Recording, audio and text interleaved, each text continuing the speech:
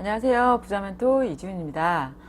오늘은 주택임대를 할 때 계약서를 작성하게 되잖아요. 그때 어려운 용어들도 좀 나오고 계약 기간이 1년으로 했는데 1년으로 보장받는 게 맞는 건지, 또 계약할 때 부동산에서 공제증서도 주는데 뭐 5천만 원 1억 이렇게 써 있는데 이게 도대체 어디까지 보장을 받을 수가 있는 건지, 또 묵시적 갱신은 뭔지, 뭐 이런 것들에 대해서 좀 들어오는 문의들이 좀 많이 있으셔서 제가 몇 가지들을 좀 정리를 해서 Q&A 형식으로 좀 쉽게 풀어보는 시간을 갖도록 하겠습니다. 기본적으로 내가 갖고 있는 집 외에 한 채라도 빌려주는 집이 있다라고 하면은 아주 상식적으로 알아야 될 내용들이니까 이번 시간은 좀 집중해 주셨으면 좋겠어요. 그래서 가장 빈번하게 들어오는 질문 순서부터 한 가지 쭉쭉쭉 설명을 좀 해드리도록 할게요. 일단 질문 1. 임대차 존속기간의 보장 내용을 정확히 알고 싶어요. 자, 주택의 임대차 존속기간은 최저 2년입니다. 그러니까 보통은 1년으로, 오피스텔 같은 경우는 1년으로 하는 경우들도 있거든요. 그렇지만 그런 경우에도 임차인이 주장한다라고 하면은 최저 2년의 기간을 보장받을 수 있어요.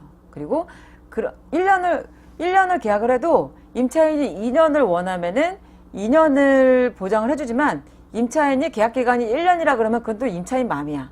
임차인이 1년을 주장하면 계약서를 1년으로 썼다 그러면 1년으로도 할 수도 있다라는 겁니다. 그래서 이런 부분들이 조금 임대인들이 조금 헷갈리실 수가 있는데, 기본적으로 2년이지만 1년으로 계약을 했다면 임차인은 2년을 보장받을 수 있지만 내가 1년이라고 주장하면 1년이 될 수도 있다라는 점, 가장 중요한 점이니까 꼭 알고 계시면 좋으실 것 같고요. 그리고 계약이 갱신된 이후라도 임차인은 언제든지 계약 해지 통보를 임대인에게 할 수 있다는 점 꼭 알아두시면 좋을 것 같아요. 그래서 임대차 존속기간은 기본적으로는 2년이고, 1년으로 하는 경우에는 임차인이라면 1년도 보장받을 수도 있고 2년도 내가 보장을 받을 수도 있다. 그리고 임대차 계약이 갱신된 경우에도 임차인은 언제든지 계약 해지 통보를 임대인에게 할 수 있다. 그러니까는 이런 것들은 대부분 임차인에게 유리하게 되어 있다라는 부분 또 알고 계시면 좋으실 것 같습니다. 그리고 그 다음은 묵시적 갱신에 대해서 가장 많이 이제 들어오는 것들 중에 하나인데, 묵시적 갱신에 대해서 알아볼게요. 그러니까 묵시적 갱신이라는 거는 뭐냐면은, 예를 들면 이제 쉽게 설명을 드리면 이런 거죠. 그러니까 12월 달이 계약 만료 기간이다라고 한다면 내가 임대인이라면 6개월에서 1개월 이전에 임차인한테 통보를 해야 되는 거니까 6월 달이나 11월 달까지는 임차인한테 내가 그 계약을 갱신하지 않을 거라는 거를 통보를 해야 되는 게 의무가 있고요. 그 다음에 내가 임차인인 경우에는 1개월 전까지는 임대인한테 계약 갱신을 할 건지 말 건지를 통보를 해야 되는 의무가 있거든요. 근데 이 묵시적 갱신은 둘 다, 임대인도 그렇고 임차인도 그렇고 둘 다 계약을 갱신하겠다는 통보가 둘 다 아예 없었을 때 그냥 자연스럽게 넘어가는 갱신 계약을 묵시적 갱신이라고 해요. 근데 여기서 한 가지 중요한 점은 뭐냐면, 묵시적 갱신이 됐을 경우에 임대인한테 조금 불리한 게, 묵시적 갱신이 되더라도 임차인의 입장에서는 언제든 그 이후로 2년 동안을 또 무조건 살아야 되는 게 아니라, 임차인 입장에서는 묵시적 갱신이 된 이후라면 그 이후에는 언제든지 2년이 지나지 않았어도 내가 계약을 해지할 수 있는, 통보를 할 수 있는 권리가 임차인한테 있는 거거든요. 그러니까 임대인 입장에서는 당연히 2년 묵시적 갱신이 됐으니까 2년을 더 살 거라고 생각을 하지만 실질적으로는 그렇지가 않다라는 거예요. 그래서 실전에서는 내가 묵시적 갱신이 됐다라고 하더라도 임대인한테 불리할 수가 있기 때문에 임대인 입장이라고 한다면 계약 기간을 다시 연장을 해서 계약서를 쓰는 게 안전하다, 이런 얘기를 드리고 싶습니다. 그래서 묵시적 갱신이 됐을 때는 임차인한테 모든 권리가 계약을 해지할 수 있는 모든 권리가 다 있기 때문에 그런 경우에는 꼭 임대인 입장에서는 계약서를 쓰는 게 유리하다라는 거 꼭 한 가지 팁으로 알고 계시면 좋을 것 같아요. 그리고 다음에 질문은 전세권 설정과 확정일자가 어떻게 다른가요? 라는 내용입니다. 네, 이거는 좀 약간 헷갈리실 수가 있는데 명확하게 좀 설명을 드리면, 일단 전세권 설정과 확정일자는 모두 그 경매나 공매할 때 우선 배당을 받을 수 있는 거는 똑같아요. 그렇지만 전세권 설정은 접수한 당일 효력이 발생하고 또 임차인이 거주하지 않아도 효력이 유지된다라는 점이 있는데, 확정일자는 전세권 설정하고는 다르게 다음날 효력이 발생됩니다. 그리고 만기 때까지 주민등록을 그대로 유지를 해야 돼요. 그러니까 전입신고 상태가 그대로 유지를 해야지 보호를 받을 수 있다는 차이가 있어요. 그래서 정리를 해드리면, 전세권 설정은 접수한 당일 효력이 발생되고, 그리고 임차인이 거주하지 않아도 효력이 발생이 되지만, 확정일자는 내가 전입신고하고 다음날 효력이 발생하고, 그리고 만기 때까지 주민등록을 그대로 유지해야지 보호받을 수 있다는 차이가 있다는 점 꼭 알고 계셔야 됩니다. 그래서 들어오는 질문에 대해서 전세권 설정과 확정일자에 대해서 한번 좀 설명을 드렸고요.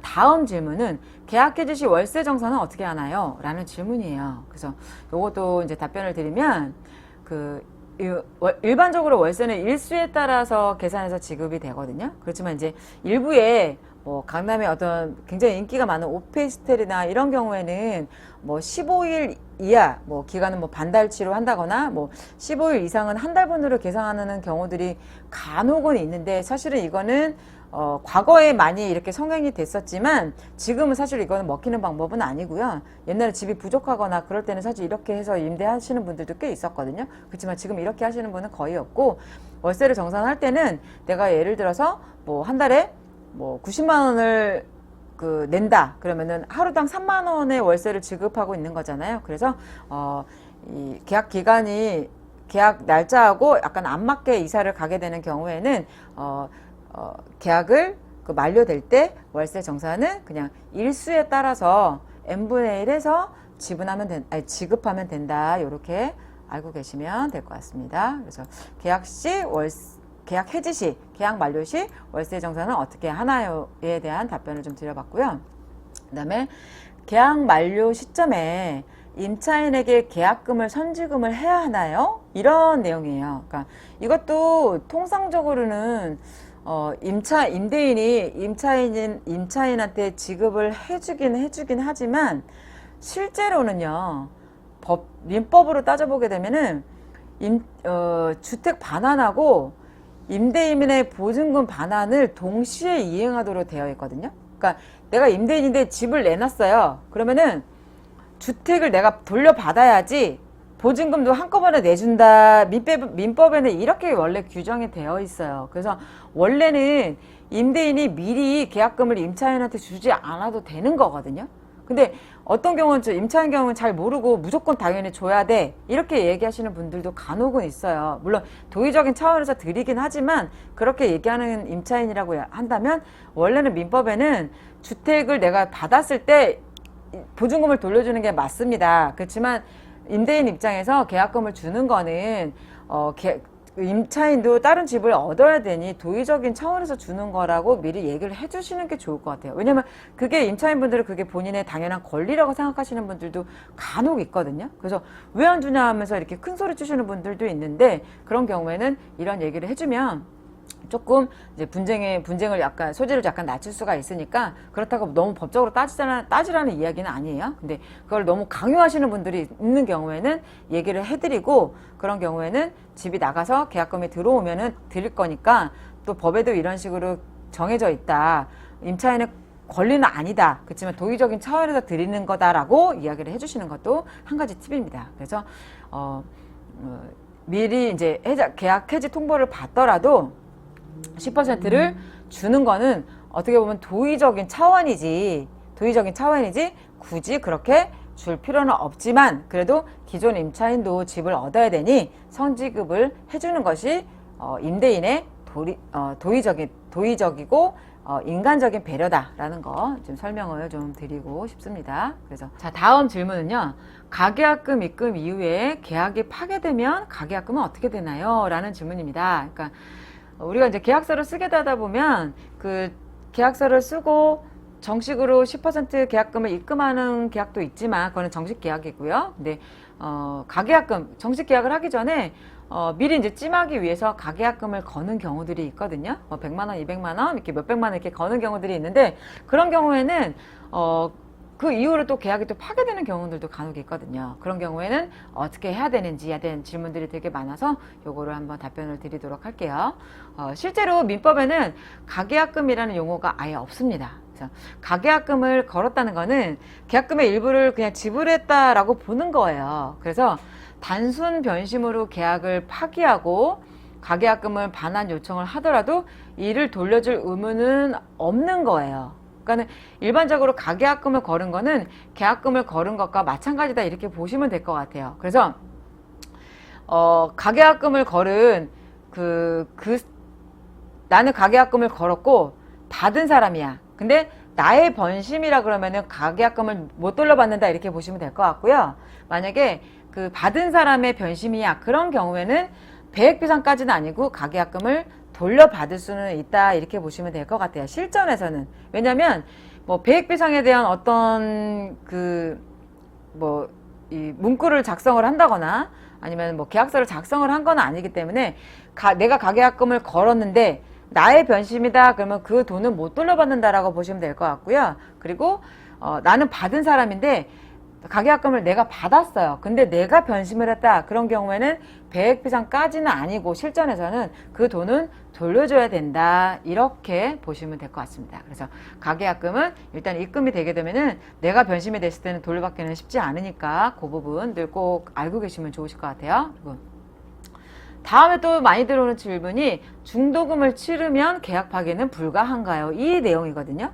자, 중도금을 치르게 되면은 거의 이제 못 받는다 그냥 쉽게 설명드리면 그렇게 보시면 될 것 같아요. 그래서 임대차 계약이든 매수 계약이든 매도 계약이든 원래는 이제 계약금의 100 배상을 하고 2배를 배상을 하고 계약 파기가 가능하지만 계약금을 일단 걸었어요. 그리고 또 중도금까지 지불된 경우라면 임대계약도 물론이고요. 매수계약, 매도계약, 모든 계약에서 계약 파기는 불가능합니다. 그래서 이런 부분들 때문에 실무에서 간혹 실수하는 경우가 있으니까 중도금을 치렀다면 사실상 계약 파기는 불가능하다라는 점 꼭 숙지하셔야 됩니다. 그래서 중도금 치르면 계약 파기 불가능하니까 중도금을 계약서 특약에 넣는 것도 조금 신중하게 하셔야 된다라는 부분 꼭 알고 계셔야 됩니다. 그래서 오늘은 그 주택 임대를 하거나 계약서를 작성을 할 때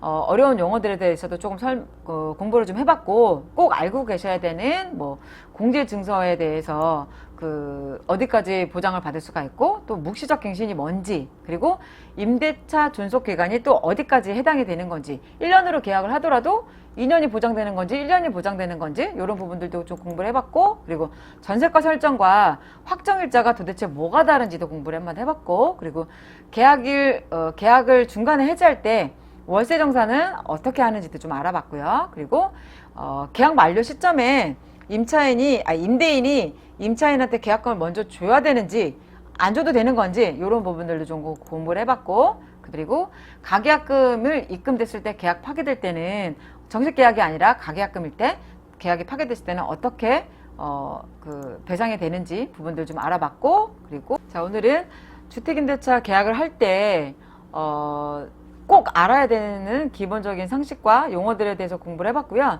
실전 임대할 때 뭐 존속기간이 1년인지 2년인지 뭐 공제증서의 보장 내용은 어디까지인지 그 다음에 뭐 가계약금 입금했을 때 뭐 누가 뭐 계약이 파기됐을 때 누가 손해를 보게 되는지 이런 부분들 꼭 쭉 공부를 한번 해봤으니까 영상을 한번 쭉 다시 한번 보시면은 그 임대차 계약을 할 때 어떤 부분을 주의를 하셔야 되고 어떤 부분들을 임대인이 알고 계셔야 되는지 아마 숙지가 되셨을 거라고 생각이 듭니다. 그래서 오늘은 여기까지 마칠 거고요. 오늘 영상도 도움이 되셨다면 구독과 좋아요 눌러주세요. 다음 시간에 또 찾아뵙겠습니다. 감사합니다.